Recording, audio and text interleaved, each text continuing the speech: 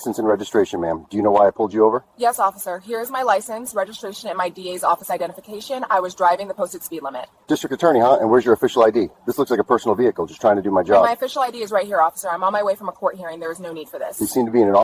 The silence of an empty street can be deafening, especially when it's punctuated by the piercing glare of blue and red lights. It's a silence that often precedes a storm, a moment where the ordinary shatters into the unforgettable. For District Attorney Evelyn Reed, that silence descended on a Tuesday evening, transforming a routine stop into a public humiliation and ultimately a staggering financial reckoning for an entire city. This wasn't a stop based on suspicion or probable cause. It was a brazen display of unchecked authority, fueled by bias and enabled by a system that had for too long looked the other way. The officer at the center of this storm, Officer Derek Thorne of the Chesapeake City Police Department, was no stranger to controversy. His internal affairs file, a thick dossier of public complaints and departmental reprimands, contained no fewer than 11 formal allegations of misconduct. 11 complaints. 11, a number that, by any objective standard, should have triggered a far more severe intervention long before he ever encountered Evelyn Reed. Evelyn Reed was not just a citizen. She was an officer of the court, a respected prosecutor, a woman who had dedicated her life to upholding the very laws Officer Thorne was sworn to enforce. Her credentials were impeccable: a Harvard Law graduate, a former federal prosecutor, and at the time of this incident, the elected district attorney for Chesapeake City. She represented the pinnacle of professional achievement, a testament to relentless effort and intellectual rigor. Yet, in the eyes of Officer Thorne, she was reduced to a suspicious figure, an object of his arbitrary authority, treated with contempt usually reserved for hardened criminals, not the city's chief prosecutor. The contrast was stark, infuriating, and tragically predictable. Before we continue uncovering the layers of this egregious incident, where are you watching from? Take a moment to drop your location in the comments below. Your engagement helps us bring these critical stories to a wider audience, ensuring that accountability isn't just a word, but a persistent demand. It was a crisp autumn evening in Chesapeake City, the kind where the air held a hint of wood smoke and the promise of a long, cold winter. The city's downtown core, usually bustling with late-night diners and theater-goers, was quieting down, the last vestiges of rush-hour traffic fading into the hum of distant sirens. A light, persistent drizzle had just begun to fall, slicking the cobblestone streets and reflecting the neon glow of storefronts in shimmering streaks. The clock on the old courthouse tower had just chimed 9:17 p.m. District Attorney Evelyn Reed had just finished a grueling, unscheduled meeting with a task force investigating a complex public corruption case. The fluorescent lights of her office had long been extinguished, and the only illumination came from the streetlights filtering through her window. She was tired, her mind still replaying witness statements and legal strategies.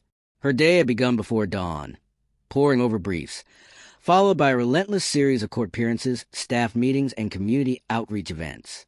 She had earned her position through decades of tireless dedication, beginning with her undergraduate studies at Howard University, where she graduated summa cum laude, followed by her Juris Doctor from Harvard Law, where she was an editor of the prestigious Harvard Law Review. Her career trajectory was a testament to her brilliance and unwavering commitment to justice. She had served as a public defender, a prosecutor in the U.S. Attorney's Office, and eventually, after a hard-fought campaign, she was elected the District Attorney of Chesapeake City, making her the first black woman to hold that office. Her shelves were lined with accolades, from the local NAACP chapter's Champion of Justice award to the American Bar Association's Public Service Award. She was, by every measure, a pillar of her community, a guardian of the very legal system Officer Thorne was ostensibly part of. Officer Derek Thorne, however, operated under a different set of principles, or perhaps a complete disregard for them. His record painted a disturbing picture of a man consistently exceeding the bounds of his authority, a pattern that was clear to anyone who bothered to look. His internal affairs file, obtained through a public records request, detailed a litany of transgressions. In 2018, Thorne faced a formal complaint for excessive force after a video surfaced showing him violently shoving a non-resisting street vendor during a routine questioning, resulting in the vendor sustaining a concussion. The department issued a 2-day suspension, citing insufficient de-escalation tactics. A year later, in 2019, he was accused of racial profiling during a traffic stop, where he allegedly detained a black family for over an hour without cause, demanding to search their vehicle despite their refusal and lack of probable cause. The complaint was ultimately unsubstantiated by internal affairs, a common outcome that often emboldens officers. In early 2021, Thorne received a formal reprimand for a procedural violation, specifically for failing to properly document evidence at a crime scene, leading to a critical piece of evidence being inadmissible in court and a suspect walking free.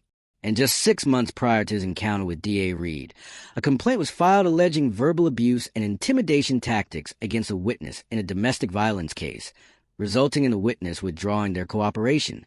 The pattern was not just clear. It was a neon sign flashing a warning that the department consistently chose to ignore. The call came in at 9:05 p.m., a vague dispatch report of a suspicious person observed near the rear entrance of the Chesapeake City Courthouse, allegedly loitering and looking into windows. The caller, an anonymous individual, described the person as a black woman in a dark suit acting strange. No specific suspicious activity was detailed beyond looking into windows, which, for an attorney or staff member working late, was hardly unusual, but the description, tinged with implicit bias, was enough to activate the system. Evelyn Reed, after a late meeting, was simply walking to her personal vehicle, parked in the designated DA's lot behind the courthouse. She carried her briefcases, her mind still replaying the day's events, her footsteps echoing softly on the wet pavement. She was, in every sense of the word, engaged in a normal, legitimate activity, the mundane end to an extraordinary day. She had just reached her car, fumbling for her keys, when the glare of headlights cut through the dimness, followed by the screech of tires. Officer Thorne's patrol car skidded to a stop, blocking her path. The driver's side window rolled down with a mechanical whine. "Evening, ma'am. What are you doing here?" Thorne's voice was clipped, immediate, devoid of any preamble or courtesy. Evelyn, startled, turned. "Excuse me, officer. I'm the district attorney. I just left my office." She held up her official identification badge, clipped her lapel, which clearly displayed her name, title, and photograph. Thorne's eyes, however, didn't linger on the badge. They scanned her face, then her expensive suit, then her briefcases, as if searching for an incongruity. "District attorney, huh? At this hour? And you're just loitering?" His tone was laced with skepticism, an immediate presumption of guilt. "I was not loitering. I was walking to my car after a meeting," Evelyn stated, her voice calm but firm, a practice cadence from years in courtrooms. "My office is right there." She gestured toward the courthouse. "Anyone can make a fake ID, ma'am," Thorne retorted, his hand already resting on his sidearm. "Let me see your driver's license and registration. Step away from the vehicle." The command was abrupt, confrontational, escalating the situation without cause. Evelyn, still holding her DA badge, now reached for her purse to retrieve her driver's license. "Officer, this is my official identification. I assure you it's not fake. I am District Attorney Evelyn Reed. You can verify my identity right now." "I don't need you to tell me how to do my job," Thorne snapped, stepping out of his vehicle. His posture was aggressive, shoulders squared, chin jutted out. "Driver's license, now. And I need to know why you're here after hours. This is a secure area. Should officers be required to immediately verify the credentials of someone presenting official identification, especially in a professional context, before escalating an interaction? Or is the onus always on the citizen to comply with every demand, regardless of their position or the circumstances? The rapid-fire exchange continued. "Officer, I have my driver's license, but I am also telling you who I am. I work here. This is my parking spot." Evelyn's patience was wearing thin, but her professionalism held. "I said, anyone can fake that," Thorne repeated, dismissing the clear evidence before him. He took another step closer, his shadow falling over her. "You're acting suspiciously. You were seen looking into windows. Now, are you going to comply, or do I need to take further action?" His voice had risen, attracting the attention of a few late-night workers leaving a nearby office building. They paused, watching the scene unfold, their cell phones subtly raised. "What further action?" Evelyn asked, her voice now edged with indignation. "For walking to my car? For being the district attorney?" "Don't get smart with me," Thorne warned, his hand now visibly gripping the butt of his pistol. "This is your last warning. Driver's license and proof of address, or I'm taking you in for trespassing and obstruction." Just as Evelyn was about to respond, a second patrol car, this one unmarked, pulled up quickly. Detective Sergeant Anya Sharma, a seasoned supervisor known for her calm demeanor and strict adherence to protocol, emerged. She had been monitoring the radio traffic and recognized the location. She immediately recognized D.A. Reed. "Officer Thorne, what is going on here?" she demanded, her voice cutting through the tension. Thorne, caught off guard, hesitated. "Sergeant, I'm investigating a suspicious person. She claims to be the DA, but she's refusing to cooperate." Sergeant Sharma's gaze flickered from Thorne to Evelyn Reed, then to the DA's official badge, still clearly visible on her lapel. Without a word, she walked directly to Evelyn. "District Attorney Reed, are you all right?" she asked, her tone respectful and concerned. Evelyn nodded, her eyes meeting Sharma's. "Sergeant, I am fine, but Officer Thorne seems to believe my official identification is fraudulent and that I am trespassing on my own property." Sergeant Sharma turned back to Thorne, her expression hardening. "Officer," step away from a vehicle. "Give me your badge and your weapon now." The command was delivered with an unmistakable authority, leaving no room for argument. The immediate resolution was swift and decisive, a rare moment of institutional accountability in real time. Sergeant Sharma, after confirming D.A. Reed's identity through dispatch and a quick call to the courthouse security, ordered Officer Thorne to stand down, his aggressive posturing deflating under the weight of her authority. She personally apologized to District Attorney Reed, acknowledging the egregious nature of Thorne's conduct. Thorne was immediately relieved of duty, his badge and weapon confiscated on the spot. He was escorted from the scene by Sergeant Sharma herself, his face a mask of disbelief and simmering resentment, a clear indication that he genuinely believed he had done nothing wrong. The incident, however, was far from over. Should officers who engage in such clear-cut abuses of power, especially against public officials whose identities are easily verifiable, face automatic termination without the protracted internal affairs investigations that often shield them? Is immediate, unequivocal consequence the only way to truly deter such behavior? The encounter, though brief, had been captured from multiple angles. The late-night workers who had paused to watch had done more than just observe. They had recorded. Within hours, snippets of the confrontation began to circulate on social media. By morning, the full video, stitched together from various bystander recordings, had gone viral. The hashtag Justice for Dear Reed trended nationally. News outlets picked up the story, dissecting every frame, every word. The footage showed Thorne's escalating aggression, his dismissive attitude towards Reed's credentials, and the palpable tension that permeated the scene. Within 24 hours, the primary video had amassed over 15 million views across platforms, with hundreds of thousands of shares and comments, many expressing outrage and disbelief that a high-ranking public official could be subjected to such treatment. The city of Chesapeake City suddenly found itself under a harsh, unforgiving spotlight. The institutional responses were immediate, but not entirely proactive.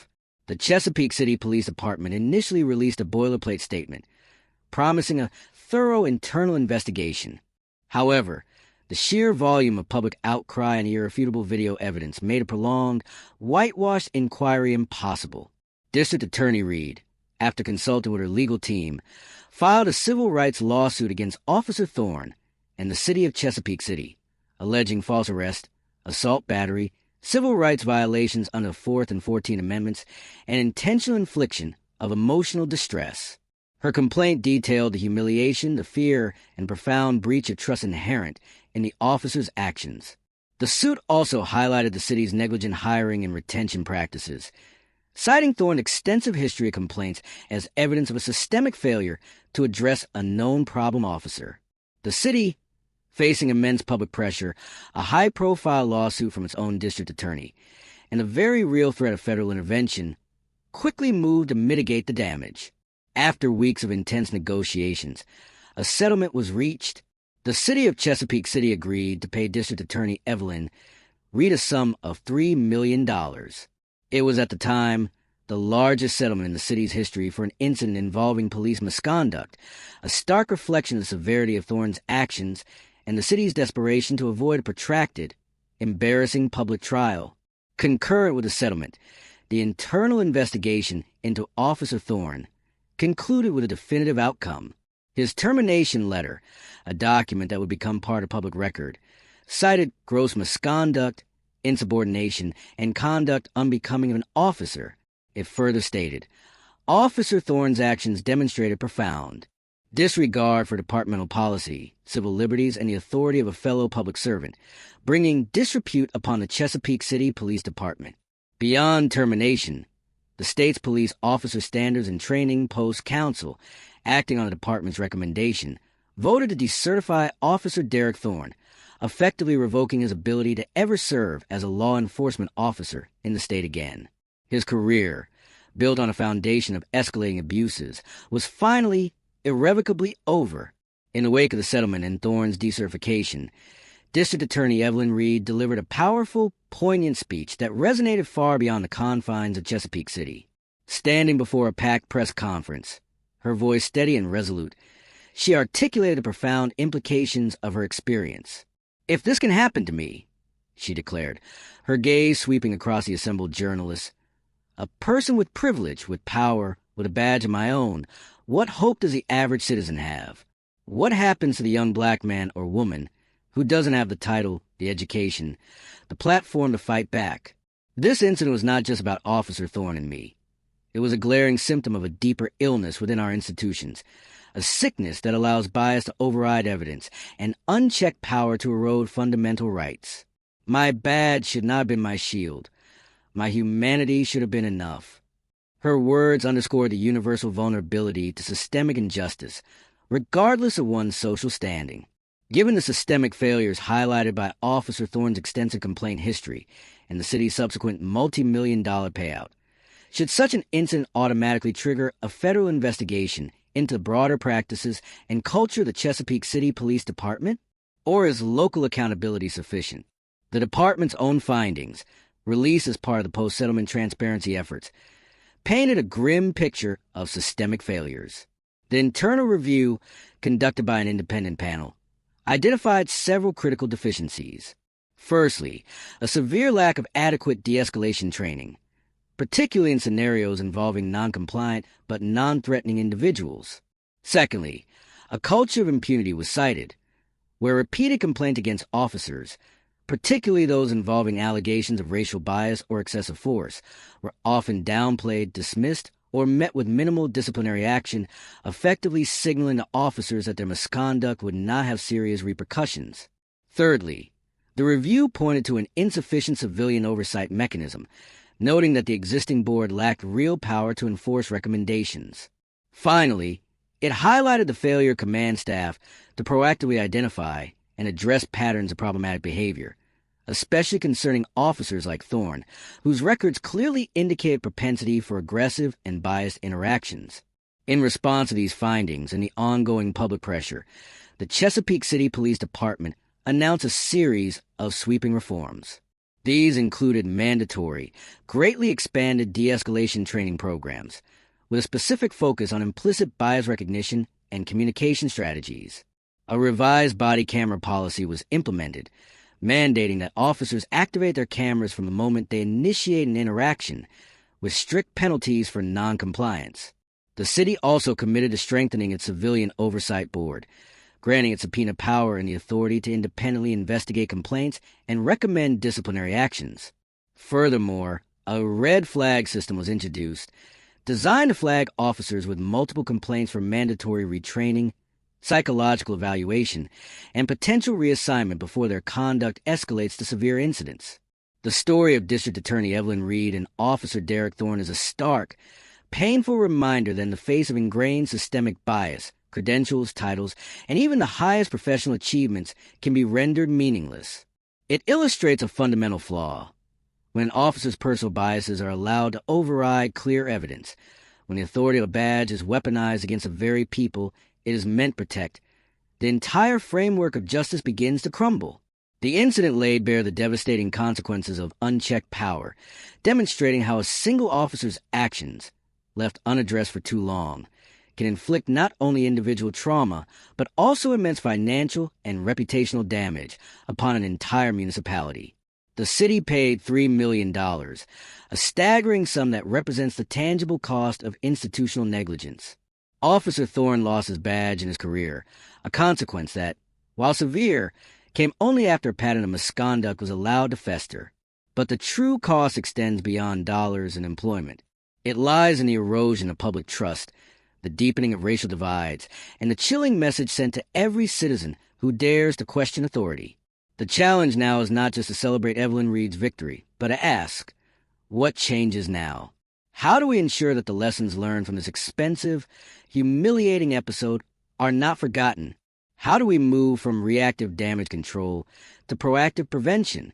Perhaps it's time for a national standard that mandates automatic, independent review of any police officer with more than 3 substantiated complaints of excessive force or bias within a 5-year period. Should cities be compelled to establish truly independent civilian oversight boards with the power to hire and fire rather than merely advise? Let us know your thoughts in the comments below. This incident, while singular in its details, is universal in its implications. It's about the power dynamics inherent in law enforcement. It's about the courage to speak truth to power. And it's about the relentless pursuit of a system where justice is blind, truly blind, not just to wealth or status, but to race, to background, and to the false assumptions that too often guide the hands of those sworn to protect. We're not stopping until accountability is not an exception, but the absolute rule. It's about all of us.